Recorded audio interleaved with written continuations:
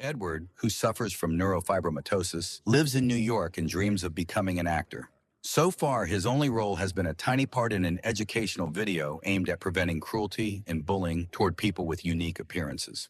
However, the director criticizes his performance and Edward heads home, dejected. On the subway ride home, he watches the people around him, feeling as though all eyes are fixed on his face. He catches people staring when a passenger starts behaving rudely, harassing others. Just then, another man hands Edward a business card, explaining he's looking for individuals with unconventional looks for a film. Oddly enough, he doesn't seem to notice Edward's distinctly disfigured face. Soon, Edward arrives home and notices a beautiful young woman moving into the apartment next door. When he enters his own apartment, he discovers a leak in the ceiling. Placing a bowl under the dripping water, he begins his household chores. Suddenly, there's a knock at the door. Startled, Edward cuts his finger with a knife. At the door is his new neighbor, who, seeing the blood, quickly fetches a first aid kit to treat his wound. The woman, Ingrid, is assertive, in stark contrast to Edward, who feels awkward and only grunts in response to her barrage of questions. As Ingrid looks around, she notices a photograph of a young woman and a little boy. Edward admits it's his mother. Ingrid realizes his disfigurement wasn't congenital. She asks about his profession, but then notices a typewriter and assumes he's a writer. Edward denies this, explaining he found the typewriter on the street. However, Ingrid reads a few lines he had typed and finds them profound and tragic. She reveals she's an aspiring playwright, and upon learning Edward is an actor, suggests they could achieve fame together. Incidentally, she initially came to borrow some laundry detergent. The next day, Edward visits his doctor, who warns him that the tumor growth might soon affect his vision. The doctor offers him the chance to participate in trials for a new experimental drug that could potentially cure his condition. Though the treatment is unproven, it might transform Edward's life. Returning home, Edward finds his front door freshly painted and deduces that Ingrid was responsible, as evidenced by the trail of paint leading to her apartment. Inside, however, things worsen. The hole in his ceiling has grown larger. Setting a bucket under the leak, Edward takes the typewriter to Ingrid's apartment as a housewarming gift. She thanks him, but her boyfriend arrives, forcing Edward to leave. The next day, Edward auditions for a role by delivering Cyrano's monologue. Despite pouring his emotions into the performance, the producers remain unimpressed. Dejected, he leaves. That evening, Edward shows Ingrid the social ad he was in. The short clip emphasizes that people with unique appearances are a vital part of society and work environments. Though our brains are hardwired to fear first impressions, it's important to take a second look. Ingrid is not particularly impressed, but unexpectedly suggests treating the skin on Edward's nose. However, since no one besides doctors has ever touched his face, Edward feels so uncomfortable that she drops the idea. Edward decides to undergo the experimental treatment. At the clinic, he lies on a special table while machines scan his face to analyze the tumors. A new drug is then injected under his skin. To track his progress, a mold of his face is made, and he's given a journal to log any changes in his condition. Noticing his bandaged finger, the doctor redresses the wound. Edward heads home, observing happy couples strolling the streets. Unexpectedly, he spots a new statue of Lincoln and stares at it for a long time. As he walks away, the statue seems to come to life, watching him.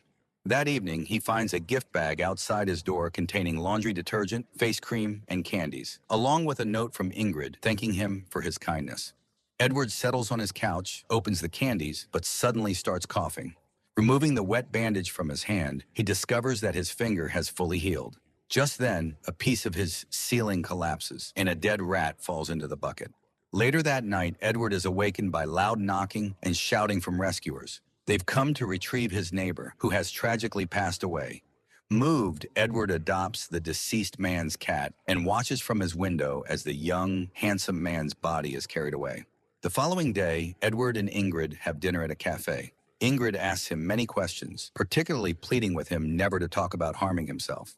The conversation shifts to plays he enjoys. Suddenly, someone outside taps on the window and waves at Edward, much to Ingrid's surprise. Before parting, she declares that he will star in the play she's writing. That night, heavy rain worsens the leak in Edward's ceiling. As he inspects it, a chunk of plaster falls, injuring his face. Wiping the blood, he inadvertently peels off a piece of skin from his forehead and cheek. The next morning, the doctor is astonished at Edward's condition, but Edward himself is alarmed. The doctor explains that the healing process involves the shedding of diseased cells, replaced by healthy ones. He gives Edward the mask to monitor the transformation himself. Later, Edward feels unwell, but experiences a rare moment of recognition when someone from the ad acknowledges him. He stops by a cafe where the bartender greets him warmly, and another customer recognizes him. That night, Edward breaks down in tears, but suddenly pulls at his skin, revealing a handsome face underneath. For the first time, he gazes at his reflection, overwhelmed by the transformation, and even learns to whistle, a feat previously impossible due to his lip deformity. Soon after, he goes to a bar where he drinks with strangers, meets a woman, and ends the night in the restroom, marking a new chapter in his life. The next morning, Edward's doctor visits, concerned about his absence from follow-ups. Edward lies, claiming the previous tenant passed away. Adopting a new identity, he introduces himself as Guy Moratz and ushers the doctor out, unaware that Ingrid overhears their conversation. Edward moves into a more luxurious apartment and begins dating various women. Over time, he becomes a wealthy and successful real estate agent, though deep down he remains the same insecure man. One day, he spots Ingrid on the street. Following her, he discovers she is directing a play on a small Broadway stage titled Edward. Upon entering and hearing a few lines, Edward realizes that the play is based on his life. He accidentally catches the eye of the casting team selecting the role of Edward in auditions, but he doesn't impress Ingrid. Determined, he returns wearing his mask. Ingrid is surprised by his new look, but Edward, now Guy, delivers a brilliant performance alongside the actress playing Ingrid, securing the role. Later, he lies to Ingrid, claiming his childhood friend was just like that, but has since passed away. This, he says, overwhelmed him during his first audition. Ingrid remains indifferent to his advances, and Edward, surveying the theater, feels like just another face in the crowd. Meanwhile, Ingrid is thrilled to have found someone who can bring her vision to life. Later, Ingrid invites Edward to her apartment. He notices his old typewriter and the late neighbor's cat, but says nothing about their previous owners. She offers him a drink and invites him to dance. They spend the night together. Soon, Edward begins rehearsing for the play. He performs exceptionally, practically voicing his own thoughts. However, one day, a man named Oswald, who also suffers from neurofibromatosis, visits the theater and takes an interest in the production. Oswald is charismatic and finds Edward's performance impressive. That night, Ingrid suddenly asks Edward to put on his mask. When he complies, she bursts into laughter, finding it so terrible that it becomes amusing. Sometime later, Edward spends an evening in a bar with his real estate colleagues. Unexpectedly, Oswald calls out to Guy, referring to him as a future star and praising his talent, much to the astonishment of the group. Oswald's charm quickly wins over everyone, and he once again praises Guy's acting. At the next rehearsal, Edward critiques Ingrid's characterization of the protagonist. They argue as Ingrid relies on experience she doesn't actually possess. Oswald arrives again, swiftly bonding with the cast. Edward grows increasingly irritated by Oswald's sociability. Even Ingrid is drawn to him as they share common interests, including favorite books. Oswald enthusiastically accepts her invitation to stay for the rehearsal. Later, the cast goes out to a bar where Edward silently watches Oswald and Ingrid animatedly discuss her play's themes. Oswald doubts the plausibility of the protagonist voluntarily ending his life, believing that people like him deeply cherish life. Though Edward laughs along, he grows increasingly bitter inside. Oswald entertains the group with jokes and anecdotes, and even learns how to whistle. That night, Edward wakes up to find Ingrid rewriting the play. Oswald was right. Her Edward is too bland and gloomy. She's made him a victim, falling into an obvious narrative trap.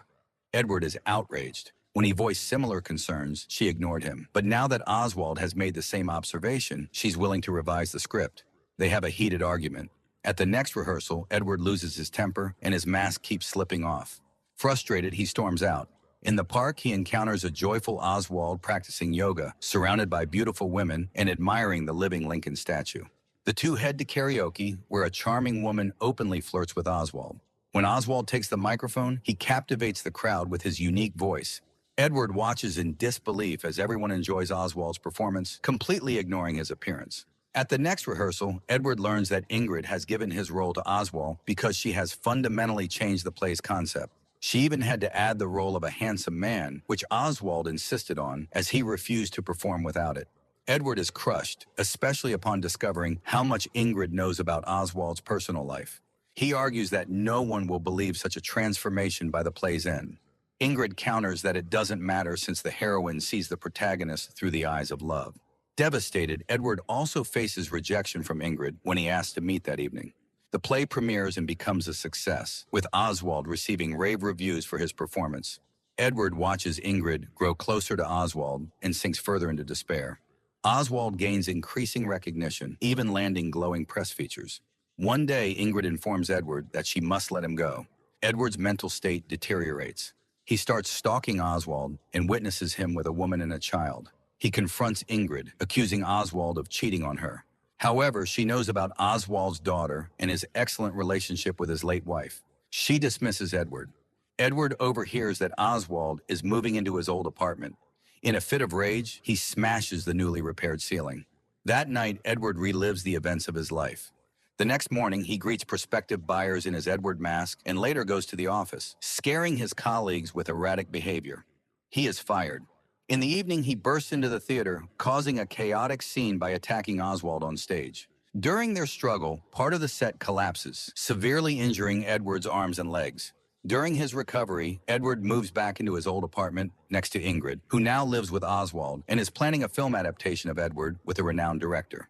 Edward remains passive, barely reacting to the news. He spends his days watching Oswald live a vibrant life, playing the saxophone, exercising, watching movies with Ingrid. Ingrid, now pregnant, radiates happiness, baffling Edward's physiotherapist. When the therapist disdainfully comments on people like Oswald, Edward stabs him, landing himself in prison. Years later, Edward encounters Oswald and Ingrid again. Her play still enjoys success on Broadway, though Oswald has retired. The film adaptation was never made, to Ingrid's relief. The couple is happy and preparing to move to Canada to join an artist community as their children have grown. A waiter approaches to take their order, but Edward struggles to decide. Oswald orders for him and jokes that his old friend hasn't changed a bit.